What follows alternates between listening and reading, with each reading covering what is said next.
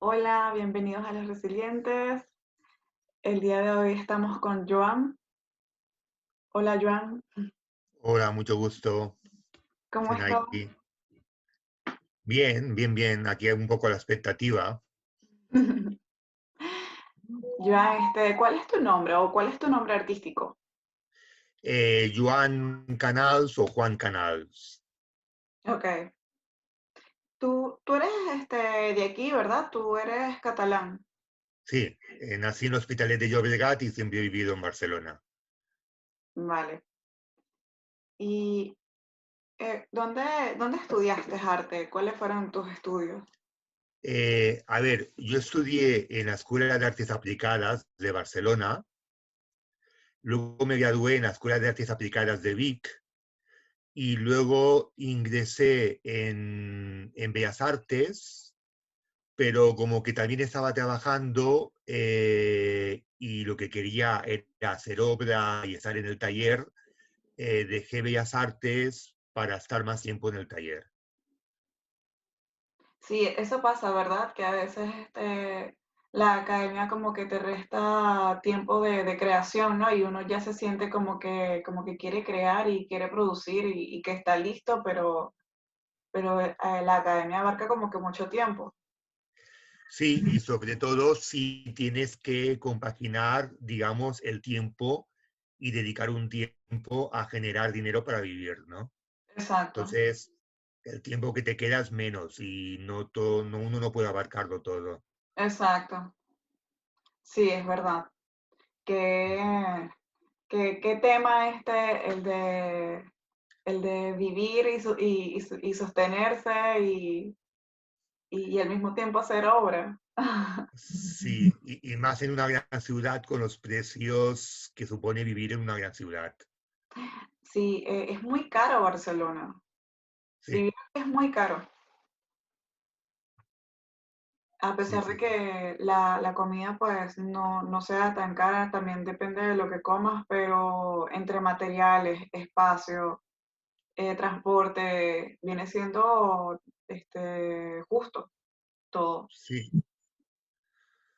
Un sueldo medio de trabajador son 1.000 euros, un alquiler son 700. El que tiene que entrar en el circuito, digamos, laboral, si entra como trabajador lo tiene difícil Sí, en una gran ciudad. sí, es así.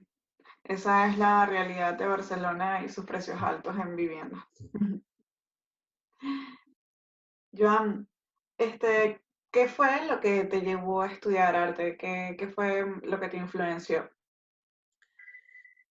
Eh, a ver, yo empecé, digamos, a estudiar formación profesional de máquinas, herramientas, por una idea, digamos, que la mecánica, la idea del movimiento me interesaba, y también el aspecto de creación, ¿no?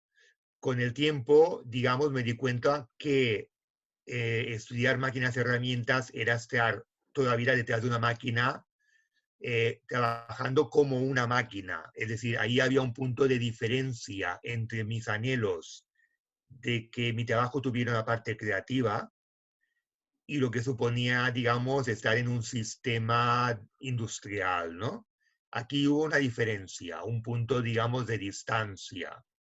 Y luego ocurrió otra circunstancia que en el segundo curso, por huelga de profesores, hubo 100 días de huelga. Y Wow, aproveché esos días para ir a la biblioteca y leer. Y a partir de aquí entré un poco más en la publicidad, el diseño gráfico, como algo que me llamó mucho la atención.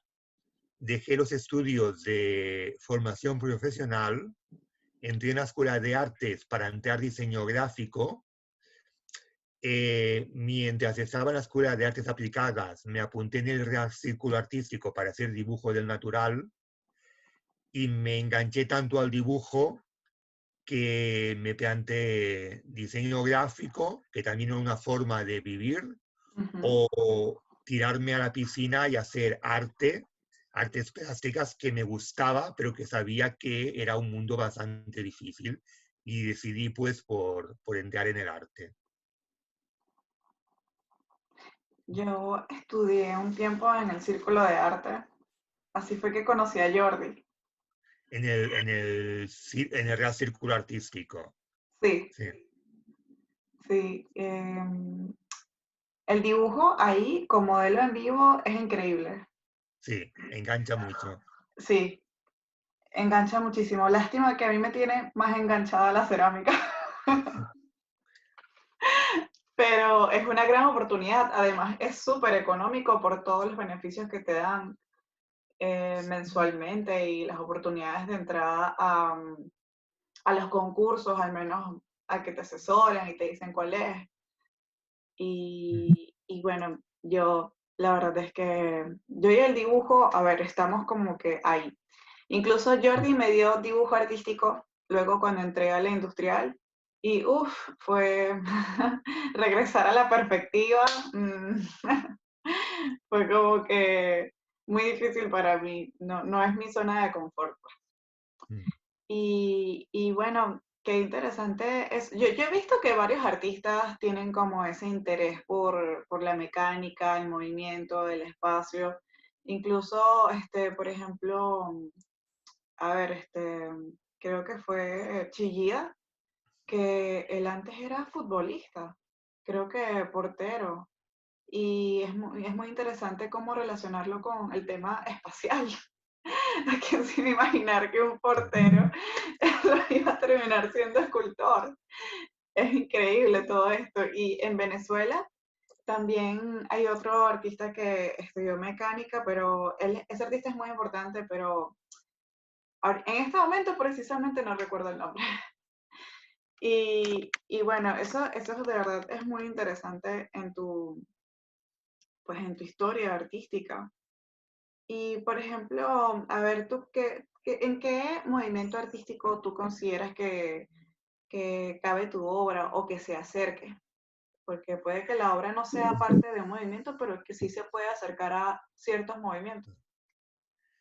Bien, yo empecé, digamos, mi entrada en la pintura y el dibujo por medio de la academia, por medio de la Escuela de Artes Aplicadas, por tanto la academia, pero yo creo que hubo un punto de inflexión que fue cuando estudié, digamos, por mi cuenta, paralelamente hice durante un año expresión corporal, psicomotricidad.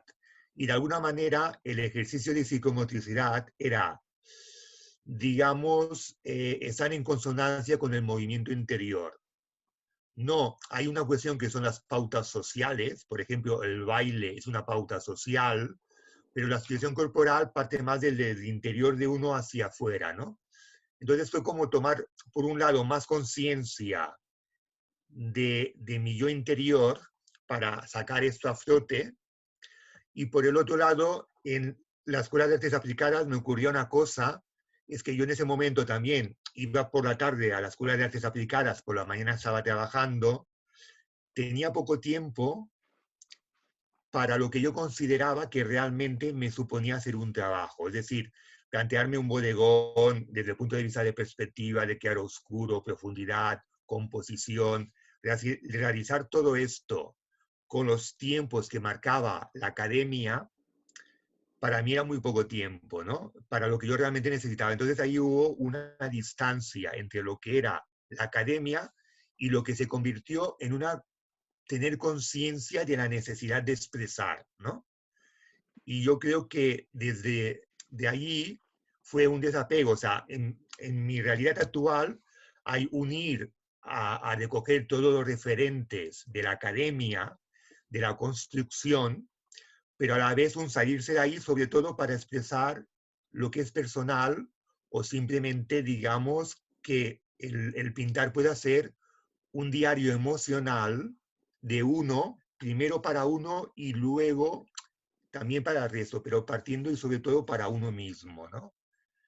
Y desde ese lugar yo diría que mi obra, digamos, bebe de lo que en esa etapa de formación yo voy viendo las exposiciones, sobre todo esa época de formación, y sería, por un lado, yo qué sé, los colores, digamos, mmm, podían ser mironianos, o sea, Miró tiene unas buenas composiciones de color con zonas de descanso, hay un trabajo muy profundo, parece muy simple, pero muy profundo del color, entonces el color para mí tiene un peso importante, pero luego hay una etapa, una construcción, que en esa época habían exposiciones sobre constructivismo, Torres García, etcétera, que fue una persona que estuvo viviendo en Barcelona, y luego un cierto expresionismo picasiano, ¿no? Entonces yo creo que lo mío es un poco una compota de lo que yo vi y que luego me sirvió como la base para sentar mi lenguaje, que no es una idea de crear algo nuevo,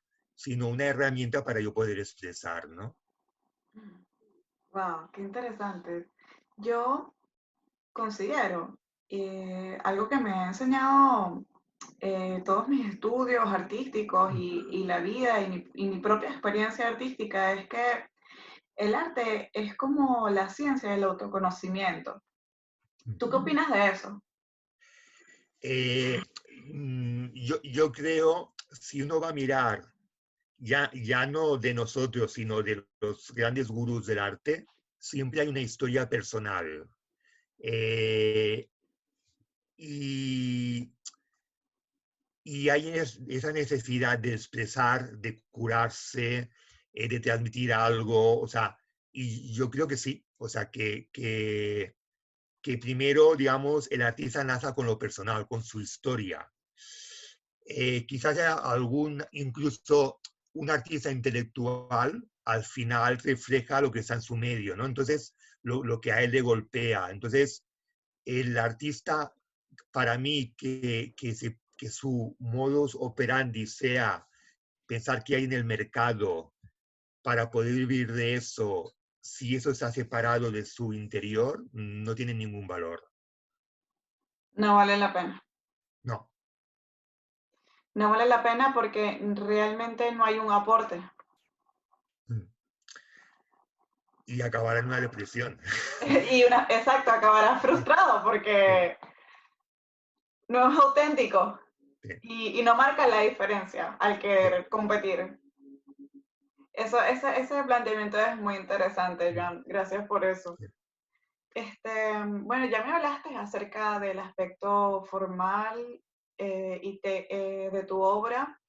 ¿Me podrías hablar un poco acerca de cómo te enfrentas a tu diario de dibujo, a cómo te enfrentas a tu soporte?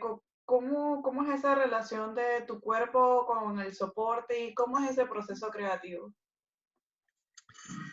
Mm, a ver, hay periodos, ¿no? Yo últimamente, digamos, quizás, yo estoy ahora en un momento que creo que voy a hacer un impasse, ¿no? Pero si yo pusiera la línea desde hoy para atrás en un periodo de 3 años, digamos, lo que más, digamos, he hecho ha sido expulsar pulsiones. Es decir, no me ha interesado construir, digamos, como grandes obras o obras de gran formato, eh, porque en realidad mis tiempos han sido muy fraccionados, ¿no? Es decir, es un momento que vivir de la tele es difícil, estás haciendo trabajos, son trabajos que no sabes si, en muchos casos, si empiezas algo grande, cuándo vas a poder continuar, con lo cual me he centrado más en poder como ir vomitando el hecho de que yo quiero pintar, yo quiero expresar, yo quiero manchar algo, cojo un papel, cualquier papel, y ahí lo pongo, o sea, un papel arrugado, entonces no importando tanto el construir una obra o esa obra es una obra para luego tener el concepto que se puede exponer, sino simplemente el hecho de ir sacando, de ir sacando, de ir sacando, ¿no? Y curiosamente, y revisando esos trabajos, creo que tengo muchísimo material, que es más interesante, Ujú. digamos, el haberme separado del poder pensar que yo que sé, que me convenía hacer obra grande para entrar en galerías, etcétera, etcétera, sabiendo que estaba haciendo cosas absolutamente, no pensando que eso pudiera ser expuesto, pero creo que aquí, digamos, en ese dejarme ir, he vomitado material muy interesante para hacer obras de gran formato, para hacer obras reproducibles en otros medios, serigrafía, etcétera. O sea que estoy en un punto reorganizándome, ¿no? O sea, han sido 3 años anteriores más casi de no hacer nada. Eh, y ahora un poco estoy, digamos, cogí un espacio como taller en Hospitalet, lo estoy Ok. arreglando porque tengo necesidad de hacer gran formato y a la vez obras muy gestuales, pensando más en serigrafía, en obra reproducible, ¿no? Entonces, digamos, claro, el día a día, digamos, si cuento en el último periodo, era más de coger folios, papeles malos, ir pintura, ir pintando, pintando, pintando papel malo, sabiendo que no me importa un día coger 20, 40, 10 y manchar, ¿no? Como dejar que lo que yo voy haciendo de forma automática me sorprenda y me dé luego pautas para seguir, ¿no? Por ejemplo, algo curioso es como que se produce una curva, ¿no? Es decir, uno empieza de lo que conoce, va ascendiendo, va, digamos, en el punto más creativo en el que se va sorprendiendo porque va viendo cosas interesantes que no tenía previstas, que se aleja de lo que ya uno conoce, y luego esa curva decrece y vuelve ya a la zona de confort, donde vuelves a coger las pautas, los procesos que ya uno tiene como más por la mano, ¿no? Y claro, esas curvas pues también varían en función de los tiempos que tienes, de algo que no sea incontrolable, y es interesante eso en el control, ¿no? Y permitir que todo pues salga, ¿no? Joan, qué presente tienes todo tu proceso, ¿no? O sea, qué consciente estás de todo lo que sucede cuando estás creando. Y yo coincido contigo con respecto a esa honestidad que tú tienes de que el cuerpo te pide expresar, de que no estás haciendo un producto, no, estás construyendo una obra desde el origen, estás dejando que nazca, estás dándole tiempo, estás viendo y conociendo qué es lo que hay allá adentro. Me da demasiada curiosidad ver alguno de esos bocetos. Pues un día te invito aquí al estudio, tengo carpetas para enseñarte, un montón. Tiene un montón de cosas que enseñar. Gracias, Joan. A ver, quería que me dijeras al final de tanto que has vomitado, por así decirlo, de tanto que has visto lo que tu cuerpo necesitaba decir, ¿qué crees tú que sea lo que está expresando tu obra? ¿Qué busca decir tu obra? ¿Qué crees tú que sea lo que escrito? ¿Qué crees tú que dice tu obra? Eh, Buena pregunta. Si yo te dijera ahora mismo, o sea, yo necesito una distancia también. Ahora mismo, hoy he pintado, no te sabría decir el hoy, ¿no? Tengo que tener una distancia. Te puedo hablar, por ejemplo, del pasado, ¿no? O sea, yo Claro. recuerdo que en un periodo determinado hacía unos elementos antropomórficos como animales, en Ujú. forma de un poco de mariquita o escarabajo, en el cual muchas veces confrontaba uno delante de otro, y de alguna manera ahí estaba hablando de la comunicación y de la incomunicación, ¿no? De la timidez, de los espacios que cada uno que tiene en sus relaciones interpersonales, del territorio que uno defiende, ¿no? Entonces, digamos, dejando que las cosas salgan, hubo un periodo de tiempo que, pues bueno, salió eso, ¿no? Y de hecho Mm. hice una serie de trabajos de pequeño formato, que fue eso, por ejemplo, alrededor del año 1992, pedí el Museo de Zoología para hacer una exposición sobre estos bichos que yo llamaba fenomenolillos. Me Ujú. dijeron que sí, con lo cual estaba muy contento, pero luego las Olimpiadas vaciaron los recursos para hacer Oh, exposiciones, y no. al final se borró, ¿no? Me dijeron que con el tiempo eso cuando volviera a tener dinero, hubiera volver dinero para exposiciones, eso quedaba pendiente. Pero bueno, las cosas o salen o no salen, no te puedes fiar de que salgan en un futuro.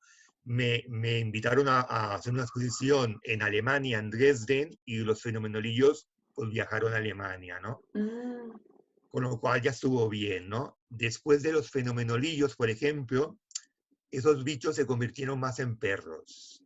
Y para mí el perro era perros un poco antropomórficos, un poco personas, ¿no? Para mí el perro era un poco coincidencia con mi economía, que era muy pequeña, y también con el periodo social en que había una crisis, era el ser domesticado por la falta de economía, ¿no? Es decir, cómo la sociedad, digamos, en el momento que te tiene atrapado económicamente, es un súbdito, ¿no? sí, Y para mí un poco el perro, pues era ese elemento de no sabía decir ahora, como de ser educado, pero a la vez sometido, ¿no?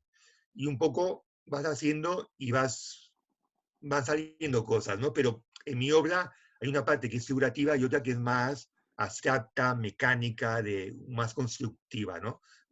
Yo voy haciendo y las cosas van saliendo, ¿no? qué interesante, Joan, muchas gracias.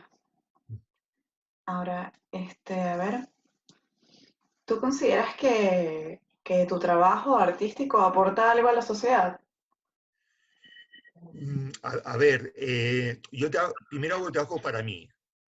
Yo disfruto y como que disfruto, me gustaría más emplear mi tiempo haciendo esto que yo disfruto que no haciendo otro trabajo para, digamos, vender mi tiempo para ganar un dinero Ujú, que luego al final dedico para pagar un estudio, me sea rentable o no, ¿no? Por tanto, si mi obra aporta, claro, si mi obra está como arte, llega al consumidor, llega al receptor, aporta. Si no llega, es algo que única, o sea, que en el fondo no es arte, es expresión para mí. Si aporta algo, yo me he sorprendido, sí que aporta. Digamos, yo a veces he podido montar una exposición y muchas veces, antes de finalizar el montaje, me llego a pensar, ¿vale realmente la pena todo este esfuerzo? Cuando en realidad hay muchos artistas, hay un exceso, digamos, de información cultural que nadie puede asimilar por un exceso de cantidad. Claro, te planteas a veces esto con todo el esfuerzo que te representa, pero cuando ves que realmente hay alguien que conecta, dices, ya vale la pena. sí, es verdad, Pero eso se tiene que dar. Entonces, cuando ves esto, vale la pena. Y por otro lado, claro, mi obra, yo la voy moviendo y a mí me sorprende porque gusta en segmentos muy determinados, muy diferenciados y en diferentes países, porque he movido la obra a diferentes países y mi obra gusta y a mí esto pues me agrada claro, y creo que si se solicita es porque hay un interés, ¿no? es verdad. Qué bueno, Joan. Para vender arte en Barcelona tienes que ser autónomo. Buena pregunta, buena pregunta. A ver, esta es la pregunta del millón. Esa es la pregunta del millón. Eh, no tienes que ser autónomo, pero en realidad el hecho que no seas autónomo lo que hace es cohibirte a que realmente te puedas mover en el mundo del arte. Mm, Entonces, hay muchas personas que están paradas porque no pueden pagar una cuota de autónomos. exacto, Y entonces tienen miedo de, de, de, de generar, de poner las cosas en movimiento. exacto. Y yo te diría que esto ocurre en la mayoría de artistas. Sí. Al final, yo creo que la cuestión es, te lías la manta a la cabeza, publicitas la obra, te mueves y si luego sale una venta, ya verás cómo lo solucionas. Sí, ¿Me entiendes? Hoy el concepto, hoy digamos, el, la posibilidad de tributar está mejor que antes. así. Sí, porque hoy, por ejemplo, uno puede vender, darse de alta de autónomos por un día y luego darse de baja y paga proporcionalmente ese día. Ah, eso sí, es verdad. Claro.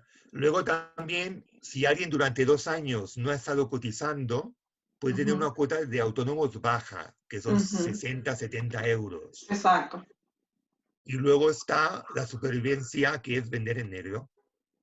exacto. Es decir, por ejemplo, en Alemania, yo conozco artistas y gente creativa que vive en Alemania. En Alemania tú vendes, y si tú no vendes mucho, la cuota de autónomos es pequeña. Ah, qué bueno. Claro, eh, entonces, y en otros países la cuota de autónomos es mínima, es decir, tú pagas tributos por lo que tú vendes. Claro, Exacto. aquí el problema en España es que hay una autopista. Antes de vender ya tienes que poner dinero. Sí. Entonces, bueno, si te lo ponen difícil y no puedes pasar por la autopista, pues vas por el camino de carros. Lo importante es no pararse. Es verdad. Sí, porque, a ver, es muy interesante esa analogía que tú hacías con el perro y cómo habla acerca de la economía de España. Creo que para el autónomo, para el emprendedor, creo que es la más difícil de toda Europa. Sin, sí, sin ninguna duda. Mira, para un artista, el país en el que hay menos ayudas de toda Europa es España.